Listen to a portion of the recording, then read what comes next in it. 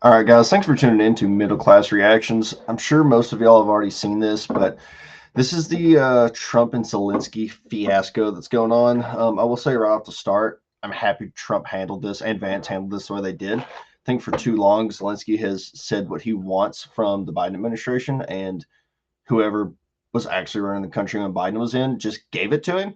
So I'm happy that Trump and Vance handled this the way they did. I'm also happy that they put it out for everyone to see, because I honestly think this has happened not with Zelensky but with other leaders. I think this is probably how a lot of conversations go at first, with kind of more in-depth and hard negotiations. So I'm glad they actually streamed this so people could see how it is. But let's take a look at it. I'm talking with my friends in Poland, and they are worried that you align yourself too much with Putin. What's your message for them? Well, if I didn't align myself with both of them, you'd never have a deal. You want me to say really terrible things about Putin and then say, "Hi, Vladimir, how are we doing on the deal?" It doesn't work that way. I'm not aligned with Putin. I'm not aligned with anybody. I'm aligned with the United States of America and for the good of the world. I'm aligned with the world, and I want to get this thing over with. You see the hatred he's got for Putin. It's very tough for me to make a deal with that kind of hate. He's got tremendous hatred. And I understand that, but I can tell you. Am I the only one who thinks it's crazy that Zelensky wore that inside the Oval Office to meet with President Trump and Vice President Vance? Am I the only one who thinks it's kind of crazy? The other side isn't exactly in love with, him either. So it's not a question of alignment. I'm aligned with the world. I want to get the thing set. I'm aligned with Europe. I want to see if we can get this thing done. You want me to be tough? I could be tougher than any human being you've ever seen. I'd be so tough. But you're never going to get a deal that way. So that's the way it goes. All right, one more question. Hey, I want to respond to this. So look, for 4 years in the United States of America, we had a president who stood up at press conferences and talked tough about Vladimir Putin, and then Putin invaded Ukraine and destroyed a significant chunk of the country. The path to peace and the path to prosperity is maybe engaging in diplomacy. We Biden thumping our chest and pretending that the President of the United States' words mattered more than the President of the United States' actions. What makes America a good country is America engaging in diplomacy. That's what President Trump is doing. Can I ask you? Sure. Yeah? Yeah. Okay. So he occupied it. And if y'all haven't seen this video, just know this is where it starts to get a little spicier. Our parts, big parts of Ukraine, part of East and Crimea. So he occupied it on 2014. So during a lot of years, so I'm not speaking about just Biden, but those time was Obama, then President Obama, then President Trump, then President Biden, now President Trump, and God bless, now President Trump will stop him. But during 2014, nobody stopped him. He just occupied and took. He killed people. You know what the contact 2015. 2014. 2014 and 2015. 2014. Yeah. So I was not here. Yeah, but That's exactly right. Yes, but during 2014 till 2022, the situation the same. The people have been dying on the contact line. Nobody stopped him. You know that we had conversations with him, a lot of conversation, my bilateral conversation, and we signed with him, me, like a new president. In 2019, I signed with him the deal. I signed with him, Macron and Merkel, we signed ceasefire. Ceasefire. All of them told me that he will never go. We signed with him with gas contract. Gas contract. Yes, but after that, he broken this ceasefire. So what Zelensky's not telling you here is that I don't know who broke which. I'm pretty sure Ukraine broke the contract first. I'll double check myself on that. But they didn't break the ceasefire contract first, but they did pull out of a lot of the stuff that was in the gas contract that he just mentioned with Russia.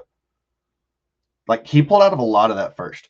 So again, I'm not pro Putin here, but I mean, that's just I can't necessarily call it a lie. It's kind of a half truth, but it didn't like Putin just started shooting people.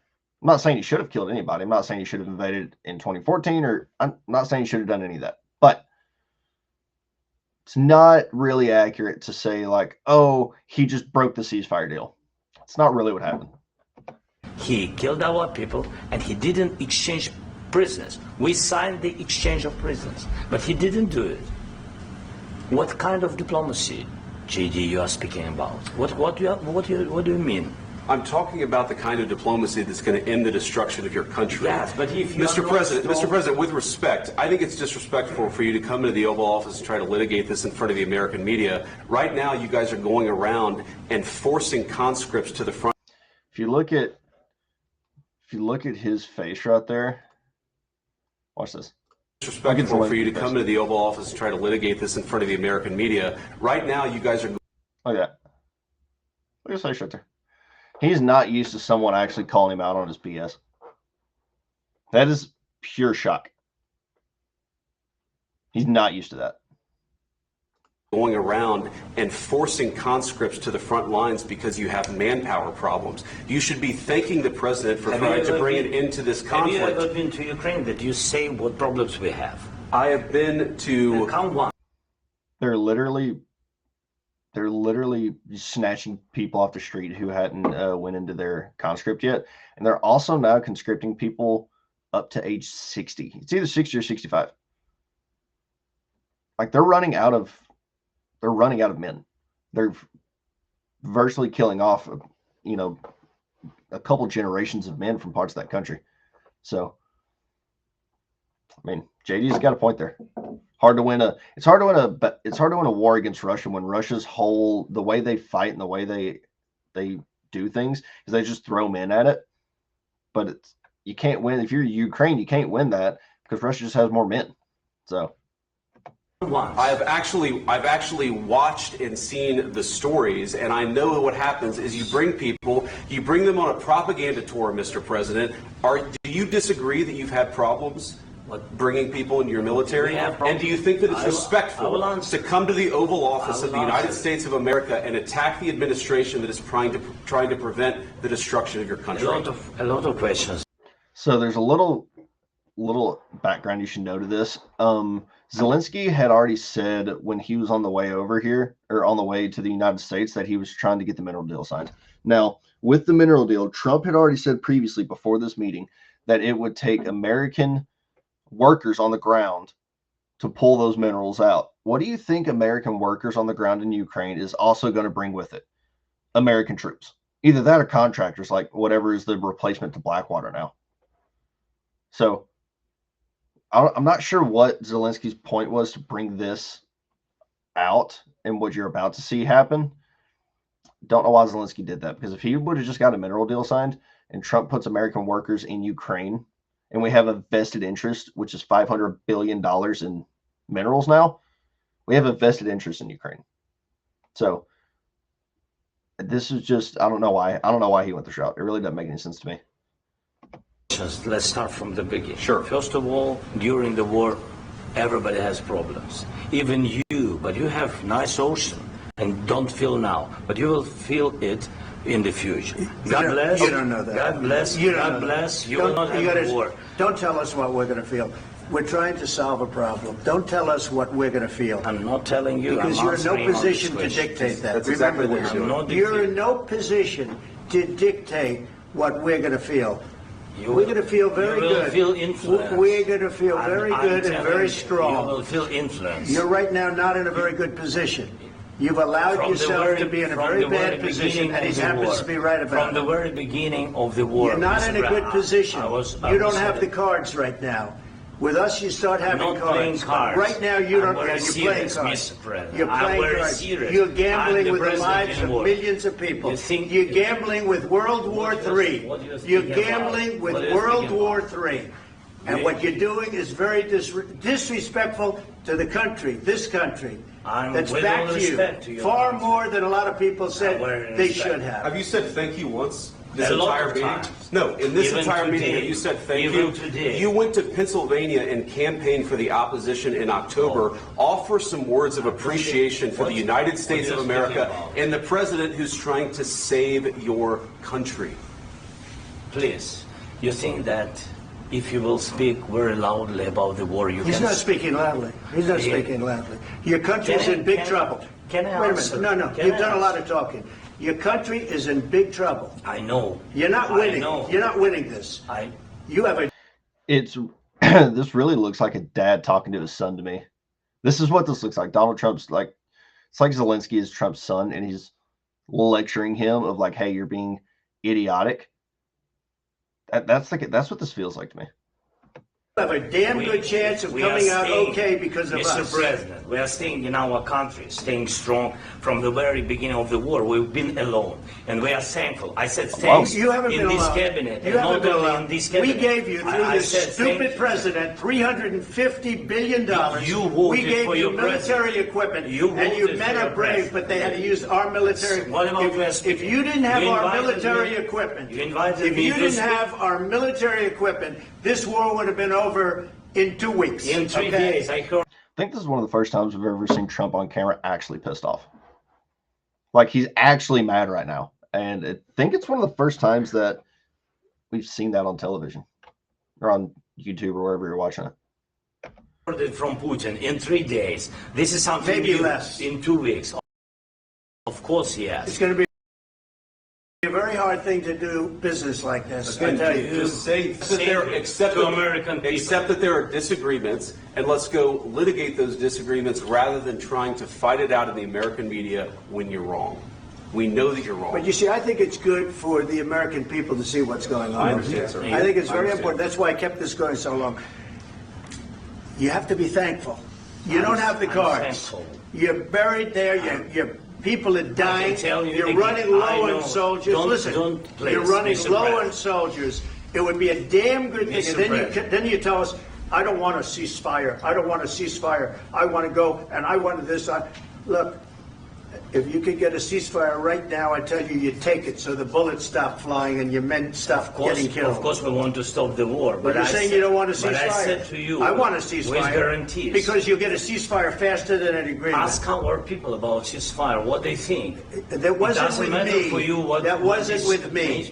It That was with wasn't with you. a guy named Biden who was not a smart person. This That is was your, with, this that was is with your Obama. president. It was your president. Excuse me. That was with Obama, who gave you sheets, and I gave you javelins. Yes. I gave you the javelins to take out all those tanks. Obama gave you sheets. That's one thing where Trump, in my opinion, in his first term really messed up is he's kind of making fun of Obama for this, but even Obama knew that if you gave the Ukrainians American artillery like javelins, that it would push them further. It would push them further and closer to a hot war with the Ukrainians. Even Obama knew that, and Trump went ahead and gave it to him. Now Trump listed his reasons for it. You can determine whether you think those are valid. I personally really don't, but to each their own. But Trump did in fact give them the weaponry that made the Russians as mad as that it did. So. In fact, the statement is Obama gave sheets and Trump gave javelins. You got to be more thankful because let me tell you, you don't have the cards. With us, you have the cards. But without us, you don't have any cards. One more question to Mr. Vice President.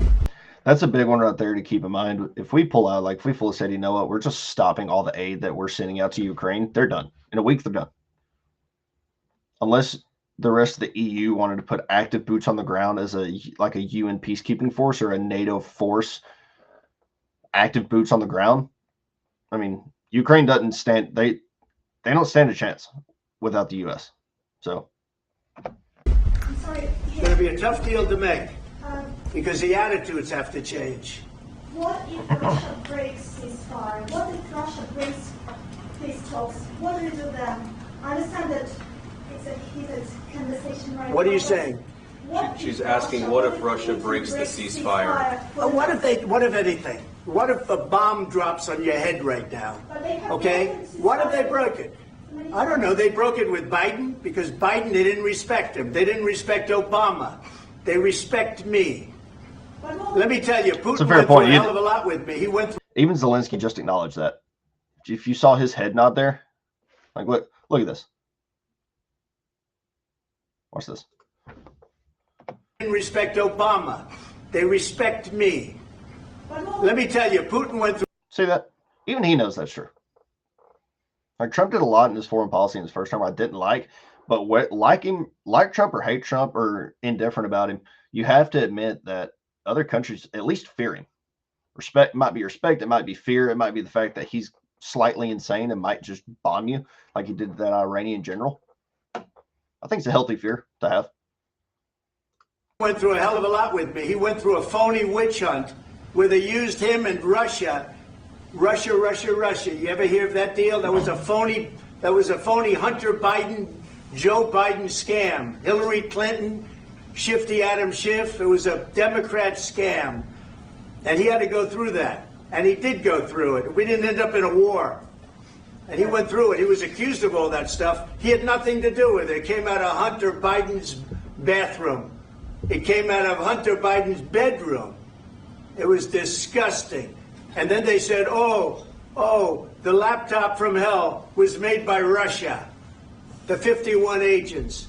The whole thing was a scam. And he had to put up with that. He was being accused of all that stuff. All I can say is this. He might have broken deals with Obama and Bush, and he might have broken them with Biden. He did, maybe. Maybe he didn't. I don't know what happened.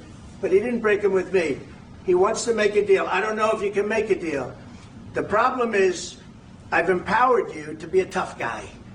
And I don't think you'd be a tough guy without the United States. And your people are very brave. It's true. But you're either going to make a deal or we're out. And if we're out, you'll fight it out.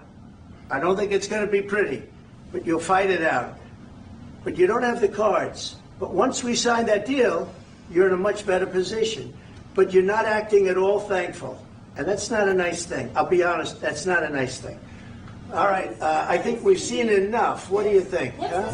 So that's pretty much the end of that. I would suggest if you can, if you have the time, go watch the full. It's about an hour long. I think it's 50 minutes, 55 minutes. Go watch the full video of that on Forbes. It's like I said at the beginning of this, I really think Zelensky's not used to a U.S. president coming in and just straight up telling them no and doing it in front of all the media. He's not used to that. And he also does need to remember, because I think in his mind, he's used to having over the last 4 years the backing of America, no holds barred, and then the backing of the entire EU and NATO. I think he needs to remember that, one, he wouldn't even be the president if the U.S. wouldn't have dumped, however many tens of hundreds of millions of dollars into the revolution, that the Ukrainian revolution that we funded to put him in. He wouldn't be in there if the U.S. hadn't have done that, and he wouldn't be in there now if the U.S. didn't want him in there. It's just the fact of it. The U.S. owns Ukraine virtually.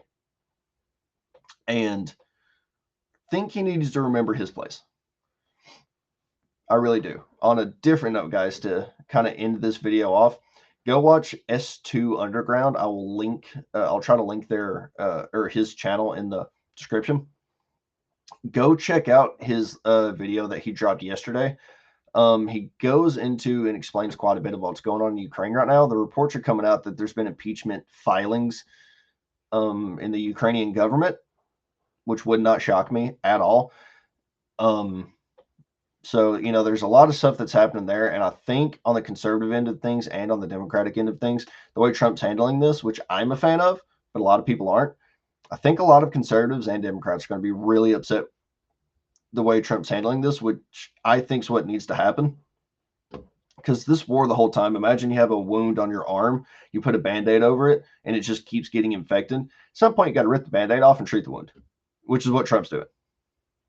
He's saying, hey, enough of this. The war has to stop. And so we need to get a ceasefire deal now and then negotiate terms.